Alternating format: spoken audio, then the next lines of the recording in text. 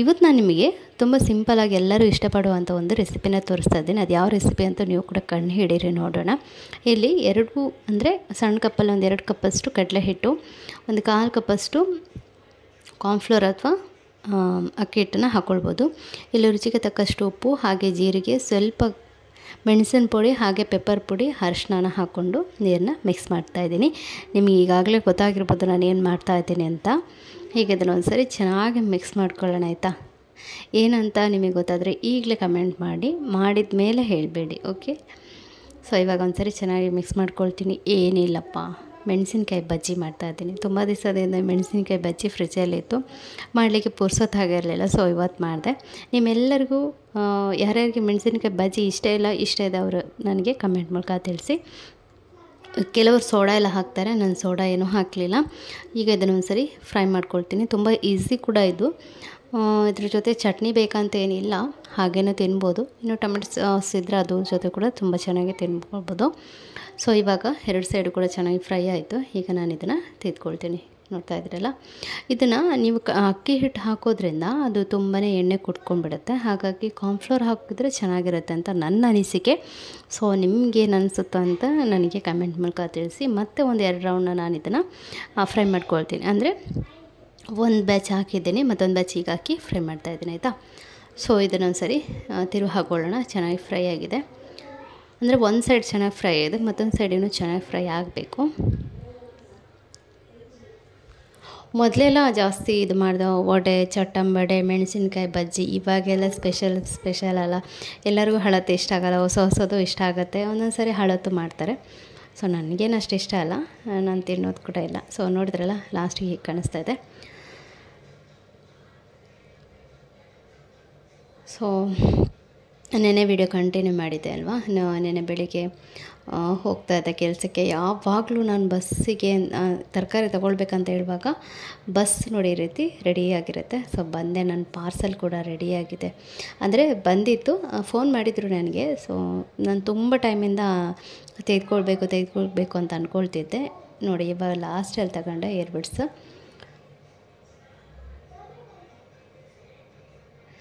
ಒಂದು ಕೈಯಲ್ಲಿ ಓಪನ್ ಮಾಡೋಕ್ಕಾಗ್ತಾಯಿಲ್ಲ, ಅದಕ್ಕೆ ಕಷ್ಟಪಡ್ತಾಯಿದ್ದೀನಿ ನಾನು. ನೋಡಿ ಹೀಗಿದೆ. ಸೊ ಅದಾಯಿತು. ಅದಾದಮೇಲೆ ಈಗ ನಾನು ಸಮೋಸ ಮಾಡ್ಕೊಳ್ತಾ ಇದ್ದೀನಿ, ಮೋಮೋಸ್ ಮಾಡ್ತಾಯಿದ್ದೀನಿ. ಅದಕ್ಕೆ ಹಿಟ್ಟು ಕೂಡ ಒಂದು ಸೈಡಲ್ಲಿ ಕಲಸಿಟ್ಕೊಳ್ತಾ ಇದ್ದೀನಿ ನೋಡಿ.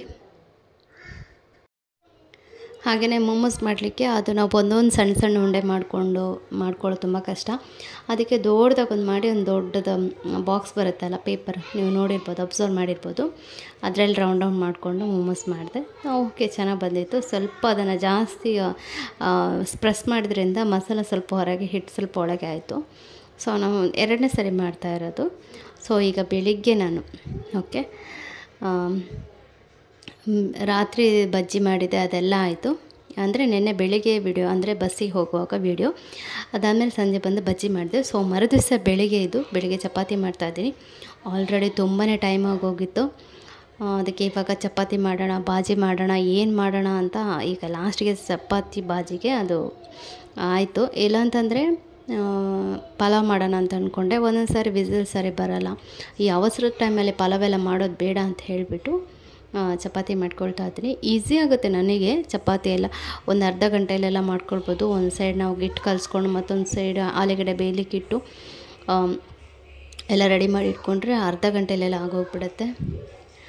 ಇಲ್ಲಿ ನಾನು ಒಳಗೆ ನಾಯಿಗೆ ಹಾಕಿದ ಅನ್ನ ಏನಾದರೂ ಉಳಿದಿದ್ರೆ ಅದನ್ನು ತೆಗೆದು ಹೊರಗೆ ಇಟ್ಬಿಡ್ತೀನಿ. ಅದು ಹೊರಗಡೆ ಬಂದು ನಾಯಿ ತಿಂದ್ಕೊಂಡು ಹೋಗುತ್ತೆ, ವೇಸ್ಟ್ ಮಾಡಲ್ಲ. ಈಗ ನೋಡಿ ಗಂಟೆ 8 ಆಯಿತು. 8:15 ಒಳಗೆ ನಂದು ಆಗಬೇಕು ಬಾಜಿ ಮತ್ತು ದೋಸೆ. ಸೊ ಅಷ್ಟರೊಳಗೆ ಬೇಗ ಮಾಡ್ಕೊಳ್ಬೇಕಂತ ಬೇಗನೆ ಮಾಡ್ಕೊಳ್ತಾ ಇದ್ದೀನಿ.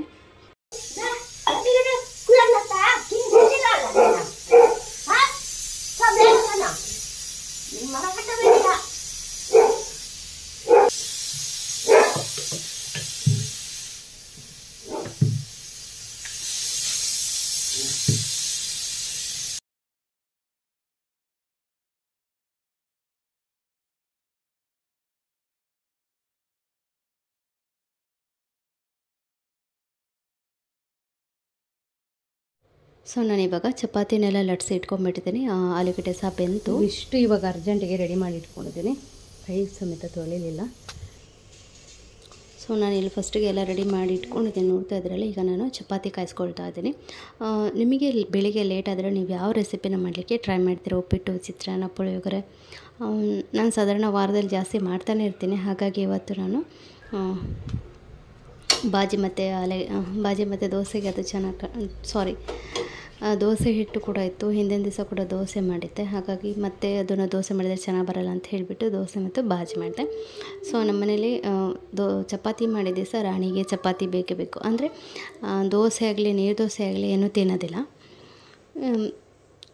ಚಪಾತಿ ಅಂದರೆ ತಿಂತಾಳೆ. ಸೊ ಇಲ್ಲಿ ನೋಡಿ ನವಿಲು ಕಾಣಿಸ್ತಾ ಇದೆ ನಿಮಗೆ. ಎಲ್ಲಿ ಯಾವುದ್ರು ನೋಡಿ, ಇಲ್ಲಿ ಕಾಣಿಸ್ತಾ ಇದೆ ನವಿಲು. ತುಂಬ ಹತ್ತಿರದಲ್ಲಿರುತ್ತೆ ಒಂದೊಂದು ಸಾರಿ ಇಲ್ಲ. ಈಗೆಲ್ಲ ಅಷ್ಟು ಹತ್ತಿರದಲ್ಲಿ ಎಲ್ಲಿ ಸಿಗುತ್ತಲ್ವ ನವಿಲು ನೋಡೋದಕ್ಕೆ. ಸೊ ನಮ್ಮ ಬೆಕ್ಕಮರಿ ನೋಡಿ. ನೆನ್ನೆ ಒಂದು ಕಮೆಂಟಿಗೆ ತುಂಬ ಒಬ್ಬರು ಮೆಸೇಜ್ ಮಾಡಿದರು, ನನಗೆ ಬೆಕ್ಕಿನ ಮರಿ ಎಲ್ಲ ತುಂಬ ಇಷ್ಟ ಅಂತ. ಸೊ ಫೋಟೋ ಹಾಕಿ ನಿಮ್ಮ ಮನೇಲಿ ಬೆಕ್ಕಿನ ಮರಿ ಇತ್ತಲ್ಲ ಅದ್ರದ್ದು. ಸೊ ಈ ವಿಡಿಯೋನ ಇಲ್ಲಿಗೆ ಎಂಡ್ ಮಾಡ್ತಾಯಿದ್ದೀನಿ. ನಿಮಗೆ ಇವತ್ತಿನ ವಿಡಿಯೋ ಇಷ್ಟ ಆಗಿದರೆ ಲೈಕ್ ಮಾಡಿ, ಶೇರ್ ಮಾಡಿ, ಸಬ್ಸ್ಕ್ರೈಬ್ ಮಾಡ್ಕೊಳ್ಳಿ. ಸಿಗೋಣ ಮತ್ತೊಂದು ಬ್ಲಾಗ್ ಜೊತೆ. ಅಲ್ಲಿವರೆಗೆಲ್ಲರಿಗೂ ಧನ್ಯವಾದಗಳು. ಮಂಗನಕಲೆ ತದಾಯ್ ಬೋಡು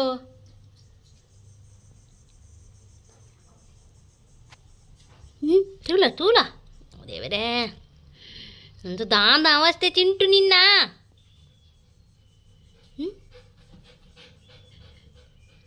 ತೂಲ ಇಡೀ ಮೈ ಎಣ್ಣೆ. ಆತು ಗೊತ್ತಿದ್ಯಾ.